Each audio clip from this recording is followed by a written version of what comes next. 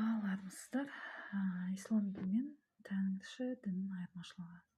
Ислам религиясында бұл өмірді жалған дейді. Өлгеннен кейін ақиратты ақиқат дейді, Алланың алдында жауап береміз дейді. Сонымен жаннатын армандап өмір бақи құл болып жаңағыдай өледі кетеді. Құдай білсін, ол жақта не болып жатқанын, ол жақтан ешкім хабар келген жоқ, білмейміз, беймәлім. Сонда солай сенімдері, имандары.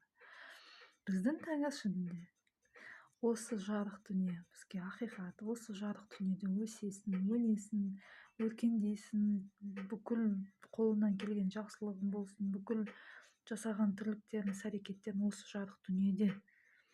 Өлгеннен кейін ол тылсым. Арулар көмесін, жаназасы шығарасың, жетісі қырқы бүкіл жаңағыдай салтын жасайсың, болды. Өлгенмен біз